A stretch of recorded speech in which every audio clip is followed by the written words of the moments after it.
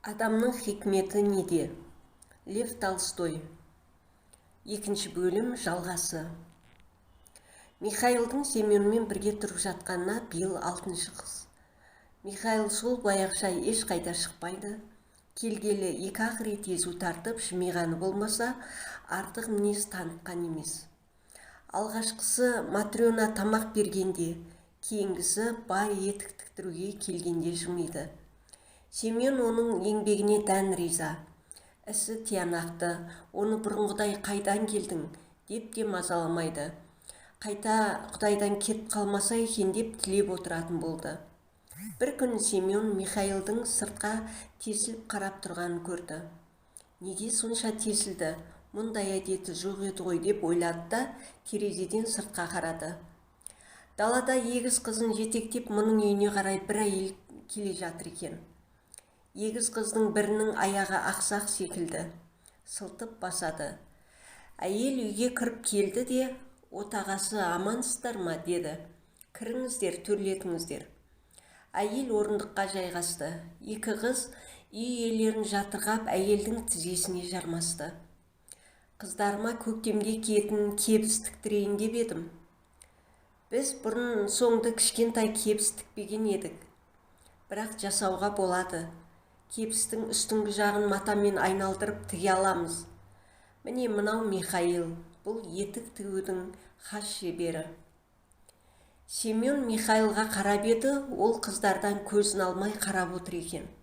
Семен таң қалды. Қыздардың сүйкімді екендері рас, көздері қара, беттері алқызыл томпиған. Киімдері де өздеріне жарасып тұр. Бірақ Михаилдың ескі танысын көргендей қадалып отырғаны қайран қалдырды. Семен қыздардың аяғын өлшеуге кірісті. Мына қыздың екі аяғын да өлше. Қисық біткен аяққа біреу, ал түзу аяққа 3 кебістік. Бұлар егіз, екеуінің аяғы бірдей, тек қисық аяқ болмаса, деді әйел. Семен өлшеп біткен соң ақсақ аяқты қызға қарап, қызың сүп-сүйкімді екен, аяғына не болған? Туа біткен дерт беді деп сұрады. Жоқ, шешесі басып кеткен. Сен сонда бұлардың шешесі емеспісің? Мен бұлардың шешесі де жақыны да емеспін. Асырап алғанмын. Өгей болсаң да туған шешесінен кем емес екенсің. Екеуіне ықыласың ауып тұрғаны көрініп тұр деп Матрена сөзге араласты. Қалай жақсы көрмейін, екеуін де өзім еміздім. Өз баламнан кем көрмедім. Менің де осылармен жасты ұлым болатын, бірақ жастайынан шетінеп кетті. Сонда бұлардың шешесі кім? Әйел бар оқиғаны басынан бастап айтып берді. Осыдан 6 жыл бұрын бір аптаның ішінде бұл байғұстар тұл жетім атанады деп кім ойлапты? Сейсенбі күні әкесінен айрылса, 3 күннен соң шешесі көз жұмды. Мен бұлардың әке-шешесімен көрші едім. Әкелілері орманда ағаш кеседі. Үстіне ағаш құлап денесін басып қалды. Дәрігерге жетпей көз жұмды. 2 күннен соң шешелері мына егізді босанып жатып жан тапсырды. Ертесінде көрші әйелдің халін білуге барсам, соңғы демін алып жатыр екен. Өліп бара жатып бір қызының үстіне аунап түсті. Міне қараңыз, содан мына бейшараның аяғы қисық бітті. Жұртты шақырып, өлікті жуып шайып табытқа салып жерледік.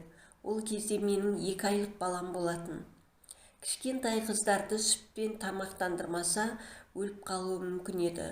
Жұрт маған: Мария, сен әзірге қыздарды баға тұр, кейін не істейтінімізді ойланып көре жатармыз деді.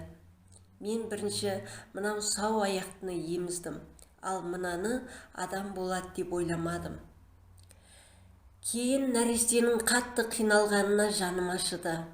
Аяп кеттім. Сосын оны да еміздім. Ол кезде күш қуатым бар, жас едім. Жеп жүрген тамағым да құнарлы еді ғой шіркін. Құдай да шаршатпай көкірегімді сүтке толтырып қойды. 3-еуін алма кезек емізіп жүргенімде 2 жасар туған ұлымнан айрылдым. Бірақ жағдайымыз жақсы. Бір көпестің диірменінде жұмыс істейміз. Айлығымыз тәуір. Тек осы екі қыздан өзге бала сүймедік. Кейде осы екі қозым болмаса, қалайша өмір сүрер едім деп ойладым.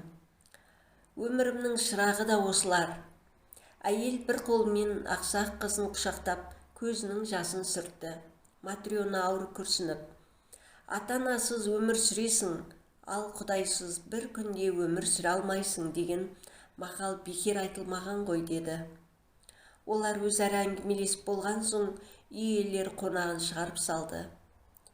Семен Михаилға қарап еді, қолын тізесіне қойып, жоғары қарап күлімсіреп отыр екен. Семен оның қасына келіп, не болғанын сұрады.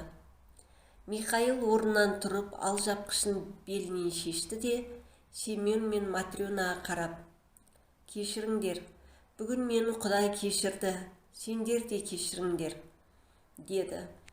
Үй иелері аң-таң. Михаилдың жүзі нұрланып, керемет бір түрге енді. Семен оған басын иіп: Михаил, байқауымша сен жай адам емессің. Сені бұдан артық ұстай алмайтын секілдімін. Бірақ сен бір нәрсені түсіндірші. Неге үнемі тұнжырап жүресің? Кездескелі бері 3 рет жымиғаныңды көрдім. Бүгін міне нұрға бөленіп, жарқырап тұрсың, деді.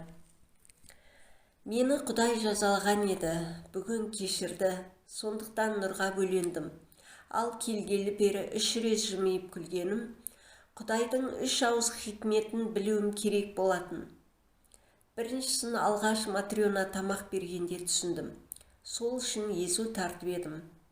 Екіншіні бай етік тіктіруге келгенде ұқтым. Міне бүгін егіздерді көргенде Құдайдың 3-ші хикметін таныдым. Содан түйін шешіліп, жарқырап кеттім. Михаил, Құдай ақы, сен менің бір сөзіңді түсінген жоқпын, деді. Семен басын шайқап: ендеше бәрін басынан баяндайын. Мен періште едім. Бірде жаратушы ем мені бір әйелдің жанын алу үшін жіберді. Әйелге келсем, ол егіз босанып, жағдайы нашарлап жатыр екен. Тіпті сәбилерін бауырына басуға шамасы жоқ. Нәрестелер тырбаңдап жатыр. Әйел мені көріп бәрін түсінді де жылап: Құдайдың періштесі, күйеуімнің үстіне ағаш құлап, кеше қайтыс болды. Әлі топырлағы кепкен жоқ. Оның артынан мен кетсем, мына жетім қозыларды кімге тастаймын? Бұларды бағатын не бауырым, не туысым жоқ. Менің жанымды алмашы. Тым болмаса, есейгенше жандарында болайын. Менсіз қайтып өмір сүреді, деп жалынды. Менің жаным ашып, бір қызды шешесін бауырына салып, екіншісін қолына әпердім де қайтадан көкке ұштым. Құдайға келіп, әйелдің жанын ала алмадым, жаңа ғана босаныпты. Күйеуі 3 күн бұрын дүние салған. Аянышты. Әйел маған жылап жанын алмауды өтінді, дедім. Құдай, бар да әйелдің жанын ал, саған 3 сұрақ жасырам. Адамның хикметі не? Пендеге нені білу нәсіп болмаған? Адамның күні кіммен? Осының жауабын тапқан соң қайтадан аспанға ораласың, деді. Қайтадан жерге түсіп, әйелдің жанын алдым. Нәрестелер тұл жетім қалды. Өлі дене төсектен домалап, бір қыздың аяғын басып қалды. Мен көкке ұшып, әйелдің жанын Құдайға апарып бермек едім, жел соғып қанатым сынып кетті. Оның жаны Құдайға жалғыз ұшты да, мен жерге құлап түстім.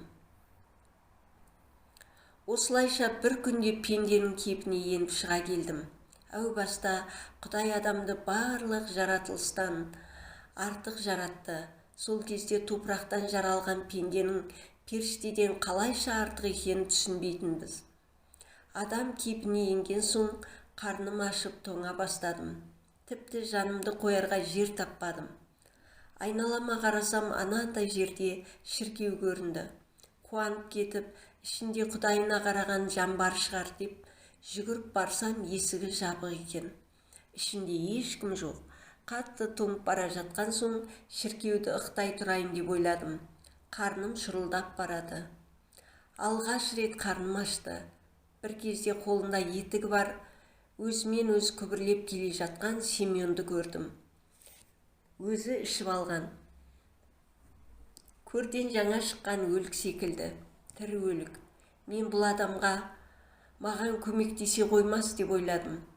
Өйткені оның ойында тек тон мен нан болған. Түрі адам шошырлық. Ол маған үрейлі кейіппен бір қарады да айналып кетті.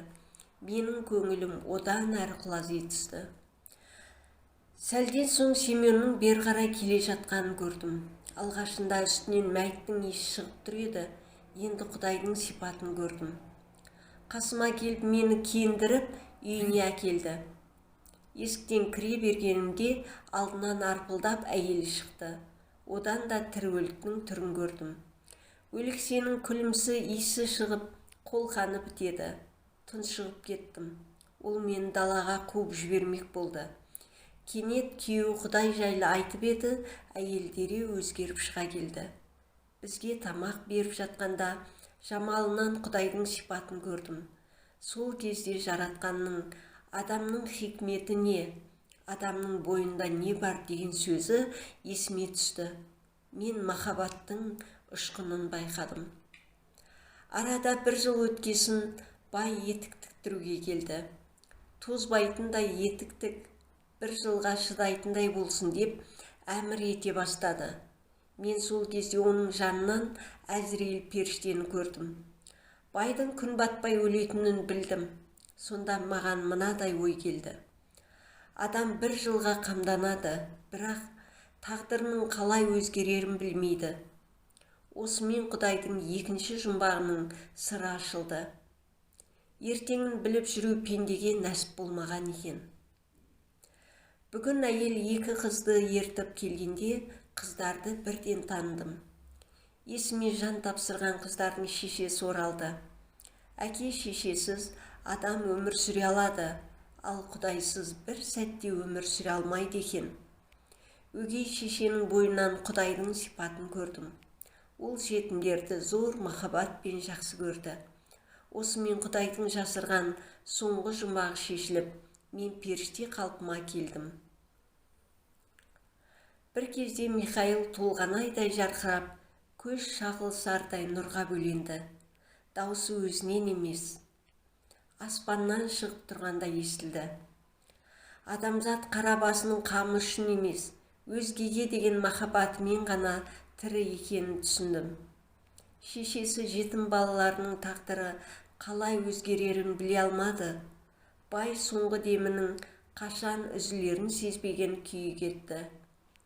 Мен адам бойындағы мейірім махаббаттың арқасында тірі қалдым. Жетімдер де өгей әйелдің махаббатының арқасында аман қалды. Адамдар да Тәңірі махаббаттың ұшқыны болған соң ғана мәңгі өмір сүріп келеді. Құдайдың адамды ерекше жақсы көретінін білетін едім. Бірақ не үшін, қай қасиеті үшін сүйетінін білмедім. Енді көзім жетті. Олардың мейірім махаббатына сеніп, соған сүйсінеді екен. Адамзат қара басының қамымен емес, мейір махаббаттың күшімен ғана тірі. Кімнің жүрегі махаббатқа толы болса, оның бойында Құдайдың нұры бар. Себебі махаббаттың бастауы Тәңірі. Періште Құдайға зікір айтқанда үйдің қабырғасы сілкініп кеткендей болды. Төбеден ғайыптың терезесі ашылып, нұрлы бағана көрінді. Семен әйел екеуі көзін жұмып жерге жата қалды. Періштенің арқасына қанат бітіп, аспанға ұшып кетті. Семен есін жиғанда, жанында әйелінен өзге ешкім болмады. Тыңдағандарыңызға рахмет.